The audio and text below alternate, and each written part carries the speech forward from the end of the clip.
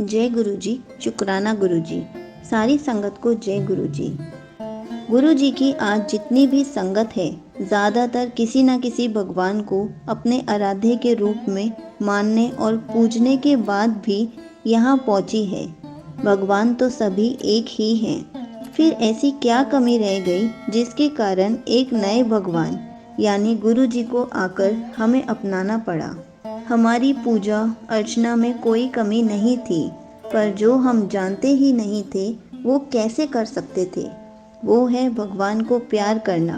भगवान से तो हमने एक ही रिश्ता समझा था, हम मांगेंगे और यदि भगवान खुश हुए हमारी पूजा अर्चना से तो वो हमारी मनोकामना पूरी कर देंगे, यानी एक दाता और एक भिखारी की।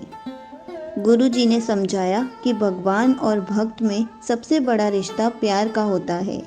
हम पूजा अर्चना तो कर सकते हैं, पर बिना प्यार के भक्ति नहीं हो सकती, क्योंकि पहले प्यार आता है तब भक्ति आती है। जैसे जैसे प्यार गहरा हो जाता है, हम में भक्ति की भावना भी बढ़ती जाती है।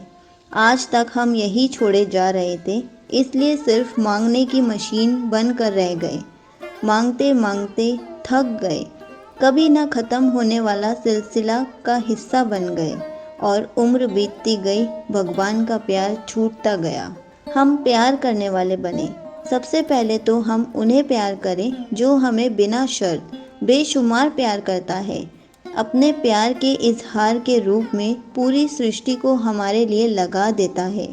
एक छोटा बच्चा जिस तरह से अपनी माँ और पिता को प्यार करता है, उस पर भरोसा करके अपनी उंगली पकड़ा देता है और फिर निश्चिंत हो जाता है। उसे अपने पिता के प्यार पर भरोसा है। हमें उस स्थिति में खुद को लाना होगा।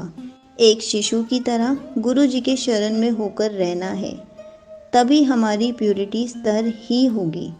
देर हो या सबेर, सबके साथ होना यही है। सभी संगत जो गुरुजी से जुड़ गए हैं, उन्हें सही अर्थ में जुड़ना ही है। हो सकता है आज सीधे रास्ते चलकर ना आना चाहे, हो सकता है गुरुजी के थोड़ा ट्विस्ट देने के बाद हम दौड़े चले आए। ये सब लीलाधारी को पता है कि किसे कैसे खींचना है। गुरुजी एक पॉइंट पर कड़े मास्टर हैं, तो दूसरी जगह ऐसे दयालु पिता कि जिसकी दया का कोई अंत ना हो। हम सीधी राह चलना चाहते हैं, ज़िंदगी को सही तरीके से जीना सिखाना चाहते हैं, पर हम हैं जो सही छोड़कर सब करते हैं। गुरुजी ने ज़िंदगी को इतना सरल सा बना कर दे दिया है, पर हम उसे इतनी सरलता से जीना नहीं चाहते। जब तक हम उसे उलझा नहीं लेते, तब तक चैन नहीं आता। सरल होना कमज़ोरी का निशान माना जाता है। शायद समाज में इस कारण कोई सरल सा नहीं दिखना चाहता। सभी अपने को गंभीर और साथ में हजारों मन बोझ अपने सर पर लेकर चलता हुआ दिखना चाहता है।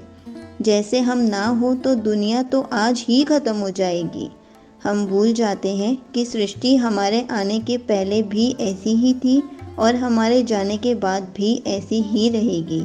हमारे इस संसार में आने जाने की प्रक्रिया हमारे अपने लिए है। अपने कर्म खत्म करके विकास हासिल करने का एक ही मौका है ज़िंदगी में, बस इससे ज़्यादा कुछ नहीं। जिस तरह कोई सरल नहीं दिखना चाहता, उसी तरह से भक्त लोगों से दुनिया भी कुछ हम अपेक्षा नहीं रखती है। दुनिया के हिसाब से अगर हम भगवान के सच्चे भक्त हैं, इसका मतलब होता है कि हम कभी भी अपनी आवाज़ बुलंद नहीं करेंगे। चाहे कितना भी गलत क्यों ना हो रहा हो हमारे साथ, हमें सबसे झुककर ही रहना चाहिए। भगवान से जुड़ने का मतलब ही होता है कि हम उस परम शक्ति से जुड़ जाते हैं, जहाँ डर, चिंता, फिक्र सब गायब हो जाती है। हम अपने आनंद में स्थित रहना चाहते हैं, पर इसका मतलब ये कभी नहीं था कि हम अपने लिए या अपने हित के लिए लड़ना बंद कर दें। विनम्र होने का मतलब कमज़ोर समझ लेते हैं। भक्ति में दिखावा कभी नहीं हो। गुरुजी भी कहा करते रहे हैं कि जो सच्चा भक्त है वो सत्संग में किसी कोने में चुपचाप बैठा होगा। उसे दुनिया को कुछ बताना या जताना नहीं है। जिस मकसद से जहाँ गया है वो करके चुपचाप अपने को समेटा हुआ चला आता है। आज हम इसका उल्टा करते हैं, 2-4 सत्संग में जाते हैं और अपने को गुरु जी से करीबी घोषित कर देते हैं। गुरु जी का सत्संग एक ध्यान सेक्शन है जिसे अपने अंदर झांकना है, पर हम इस सेक्शन को भी दूसरे को झांकने में खर्च कर देते हैं।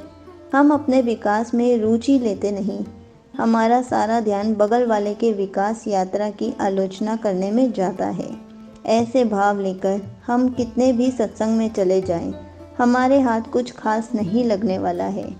अभी हाल में एक अंकल एक सत्संग में आए और अपने हिस्से की ब्लेसिंग्स लेकर चले गए। उनके भाव इतने शुद्ध थे कि गुरुजी ने पहले ही उनकी ब्लेसिंग्स रखी हुई थी। जैसे ही वो आए और लेकर चले गए और 1 घंटे से भी कम देर रहकर वो अपनी ब्लेसिंग्स का खजाना समेट कर चल दिए। इसे कहते हैं भक्ति, इसे कहते हैं भगवान का प्यार। हम जब तक अपने को तरह तरह की बातों में उलझा कर रखेंगे, तब तक अपने अंदर देखना किसे कहते हैं समझ ही नहीं पाएंगे। शांत होना बहुत ज़रूरी है। शरीर को शांत रखकर, चित्त को शांत रखकर हम अपनी ये आंतरिक यात्रा को शुरू करने का सोच सकते हैं और गुरु जी के सत्संग से बड़ी कोई जगह नहीं हो सकती है इस कार्य को अंजाम देने के लिए। सत्संग में सभी अपनी यात्रा पर ही होते हैं, हमें आभास तक नहीं होता और हम कितने ही जन्मों की यात्रा अपने कर्म भी कटवा लेते हैं। सत्संग में जाना हमारा व्यर्थ होता है यदि हम संगत या सजावट को ही देखते रह जाते हैं। कौन है, कहाँ है, कौन क्या कर रहा है, इन सब सवालों से अपने को मुक्त करके ही हम सत्संग में बैठकर कुछ हासिल कर पाएंगे। गुरु जी ने बहुत से आसान तरीके दे रखे हैं हम आंतरिक यात्रा पर निकलने के लिए। हम भी इसे मौका दें जानने के लिए। गुरु जी की ब्लेसिंग्स हमेशा हमारे साथ ही रहे। जय गुरु जी। शुक्राना गुरु जी।